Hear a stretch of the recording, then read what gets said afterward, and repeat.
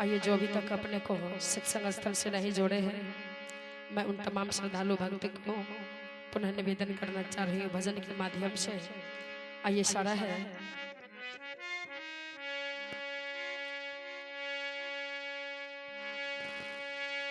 चाहे बोध चाहे बोध विवेक सो विचारा सत्संग एक सहारा हो।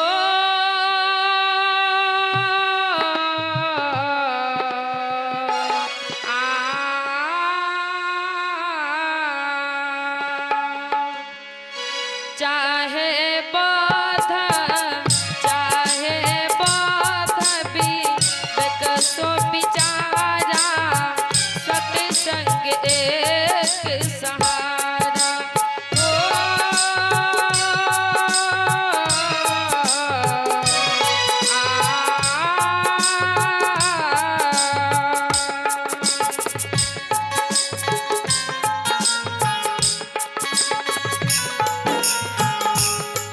जय हो।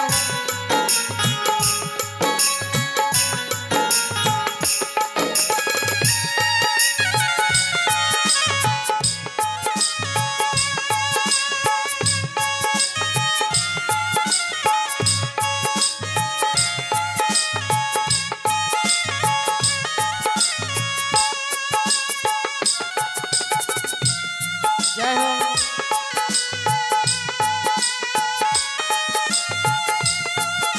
आइए, भाई साहब दान देकर अपने हाथ को पवित्र किए हैं।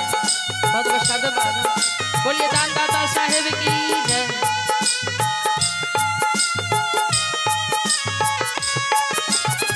आइए, इशारा है इस जिंदगी की परीक्षा में हम लोग पास करना चाहते हैं तो जीवन में सहारा हम लोगों को ज्ञान का सहारा, सत्संग का सहारा लेना बहुत जरूरी है। लेकिन आज लोग सत्संग का सहारा, ज्ञान का सहारा लेकर नहीं जीते हैं। अज्ञान दशा में ये बोतल का सहारा लेकर जिंदगी जीने वाले बीच मझधार में जिंदगी जीवन रूपी गाड़ी डूब जाएगी। ऐसे मानव के लिए इशारा है। संत गुरुजन कितने सुंदर शब्द में चेता रहे हैं। आइए, सारा अगली कड़ी में जिसने सुनी संत मुखबानी उसने उसकी महिमा जानी। जिसने सुनी संत मुखबानी उसने उसकी महिमा जानी। फिर कभी ना को संग पगधारा सत्संग एक सहारा हो।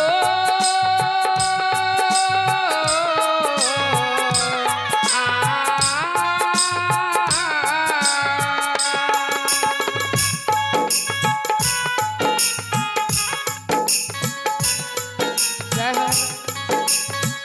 इधर आकर के बैठिए। मैं गिरिपति से निवेदन करना चाह रही हूँ, कुछ बिस्तर का व्यवस्था कर दीजिए पंडाल में।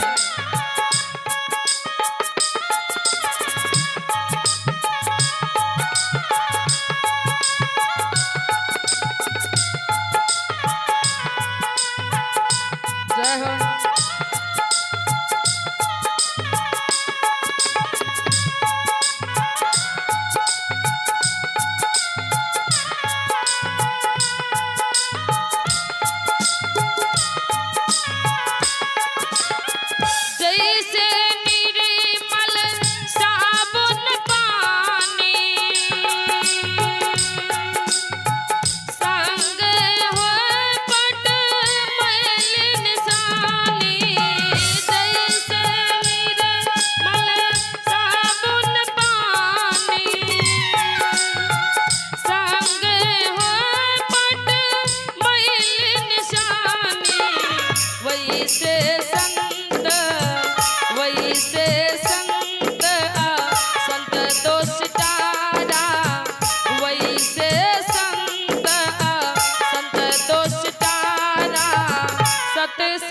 एक सहारा हो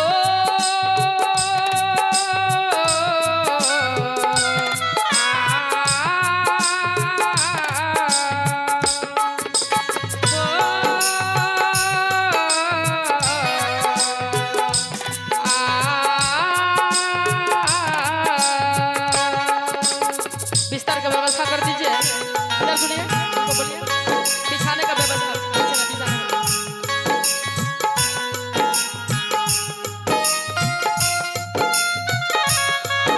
जय हो।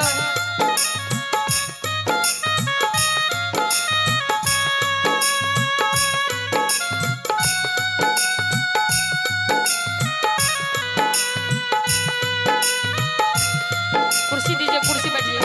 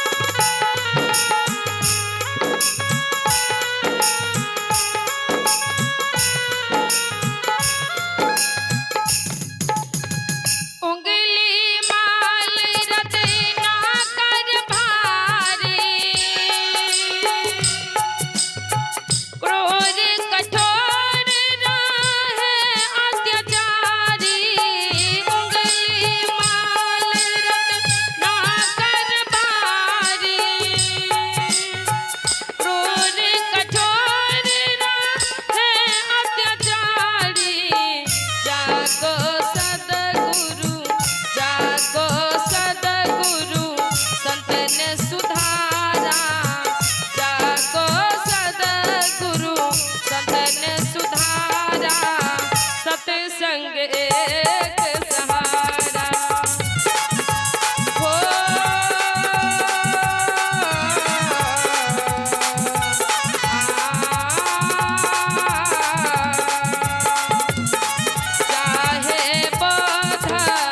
चाहे बोध भी सो बिचारा सत्संग एक सहारा हो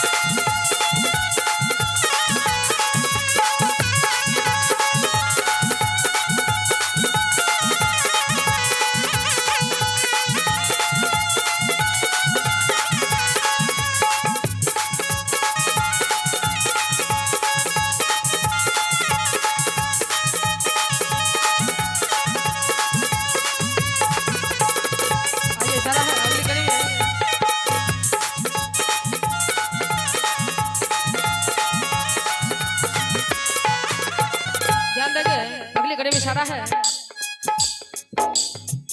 मैं नहीं देह चेतन अविनाशी जाने बिना भर में 84 मैं नहीं देह चेतन अविनाशी जाने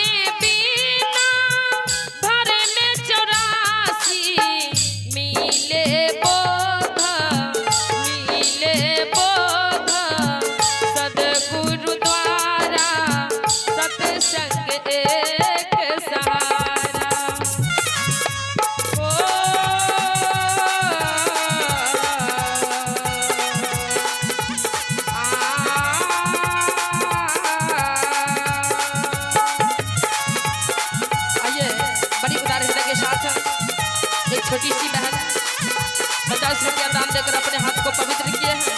बहुत बहुत धन्यवाद। बोलिए दानी बहन की, उनके माता पिता की जय। आइए दीदी लोग सागर है, आप लोग यहाँ आकर के आसन लगा करके बैठ जाएंगे।